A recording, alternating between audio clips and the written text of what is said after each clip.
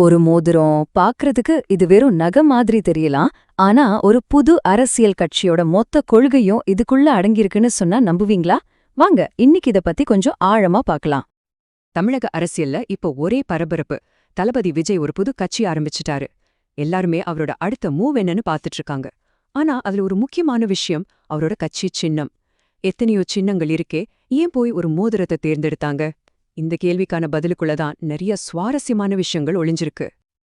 ஆமாங்க, தமிழக வெற்றிக் கழகம் அதாவது தவக அவங்களோட அதிகாரப்பூர்வ சின்னமா மோதிரத்தை தான் அழிவிச்சிருக்காங்க. சரி, இது சும்மா ஏதோ ஒரு சின்னத்தை செலக்ட் பண்ண மாதிரி தெரியலையே. இதுக்கு பின்னாடி நிச்சயமா ஆழமான சில அர்த்தங்கள் இருக்கணும் இல்லையா? வாங்க அதோட உள்ளர்த்தங்களை ஒன்னொன்னா நாம இப்ப பார்க்கலாம். இந்த மோதிரம் வெறுமே சின்னம் இல்ல, அது ஒரு வாக்குறுதின்னு சொல்றாங்க. ஆனா அதுவும் ஒரே வாக்குறுதி கிடையாது, இது ஒரு 4 முனை வாக்குறுதி. அது என்னது 4 முனை வாக்குறுதி? வாங்க அத ஒவ்வொன்னா உடைச்சு பார்க்கலாம். முதலாவது உறுதிப்பாடு, அதாவது கமிட்மெண்ட். இது ஏதோ தேர்தல் நேரத்துல கொடுத்துட்டு மறக்கிற வாக்குறுதி மாதிரி இல்லைங்க. மக்களுக்கு நேரடியா கொடுக்கிற ஒரு புனிதமான சத்தியம், ஒரு ஆழமான அர்ப்பணிப்புன்னு சொல்றாங்க.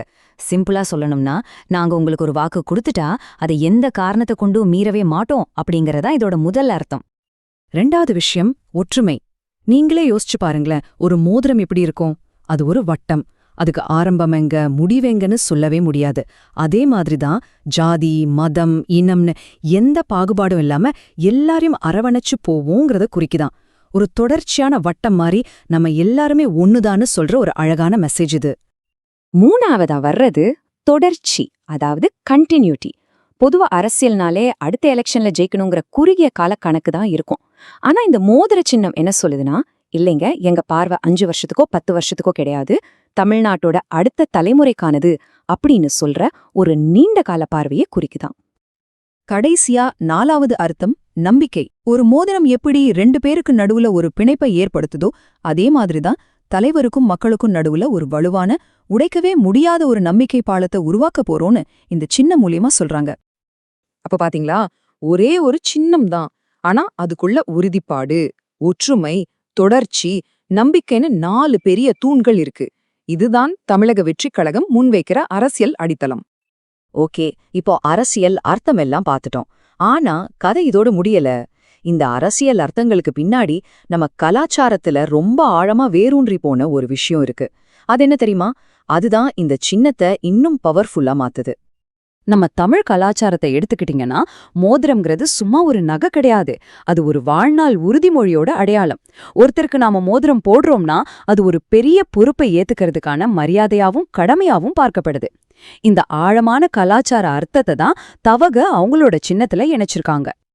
சரி, ஒரு கலாச்சார அர்த்தம் எப்படி ஒரு அரசியல் வாக்குறுதியா மாற முடியும்? ஒரு சின்னம் எப்படி ஒரு கட்சியோட செயல் திட்டமா ஆக முடியும்? வாங்க அதை இப்ப பார்க்கலாம். அப்போ இந்த மோதிர சின்னம் மூலமா அவங்க சொல்ல வர்ற மெசேஜ் என்ன? ரொம்ப சிம்பிள். 1, அரசியல்னா அதிகாரம் பண்றதில்ல, அது ஒரு சேவை. 2, பவர் கையில வந்தா கூடவே பெரிய பொறுப்பும் வரணும். 3, அகந்தைய வச்சு ஆட்சி பண்ணக்கூடாது, அறத்தை வச்சுதான் ஆட்சி நடக்கணும். இதுதான் அவங்க சொல்ல வர முக்கியமான விஷயம். சரி, தமிழக வெற்றிக் கழகம் மோதிரத்தை தேர்ந்தெடுத்துட்டாங்க, அதுக்கான அர்த்தமும் பார்த்துட்டோம். ஆனா பொதுவாவே அரசியல்ல இந்த சின்னங்களுக்கு ஏன் இவ்ளோ முக்கியத்துவம் கொடுக்கறாங்க? அது வெறும் ஒரு படம் தானே? இல்ல, அதுக்கு பின்னாடி ஒரு பெரிய சைக்காலஜி இருக்கு. பாருங்க, ஒரு நல்ல அரசியல் சின்னம்னா அதுக்கு 3 முக்கியமான தகுதிகள் இருக்கணும். 1, அது ரொம்ப சிம்பிளா இருக்கணும். அப்போதான் படிக்காத பாமர மக்கள் கூட ஓட்டுச்சீட்டுல அதை பார்த்து ஈஸியா அடையாளம் கண்டுப்பாங்க. 2வது, அது ஈஸியா மனசுல பதியணும், மறக்கவே கூடாது. 3வதா, அந்த சின்னத்தை பார்த்த உடனே அந்த கட்சியோட கொள்கை என்னன்னு ஒரு ஐடியா வரணும். இப்போ நீங்களே சொல்லுங்க, இந்த 3 தகுதியும் தவைகவோட மோதிர சின்னத்துக்கு இருக்கா இல்லையா? கடைசியா ரொம்ப முக்கியமான ஒரு விஷயம். இந்த மோதிரம் வாக்குறுதியையும் பொறுப்பையும் குறிக்கலாம். எல்லாம் சரிதான். ஆனா அந்த வாக்குறுதி காப்பாத்தப்படுமா, அந்த பொறுப்பு அவங்க சரியா நிறைவேற்றுவாங்களாங்கிறத முடிவு பண்ண போறது யாரு? அவங்கல்ல, மக்கள் தான். அதாவது நாம தான். அப்போ நான் உங்ககிட்ட ஒரு கேள்வி கேக்குறேன். நீங்க அரசியல்ல கொடுக்கப்படுற ஒரு வாக்குறுதிய இப்படி பாக்குறீங்க, அது வெறும் வார்த்தை ஜாலமா, இல்ல அதுக்கு உண்மையிலேயே ஒரு அர்த்தம் இருக்குன்னு நினைக்கிறீங்களா? இத பத்தி யோசிச்சு பாருங்க.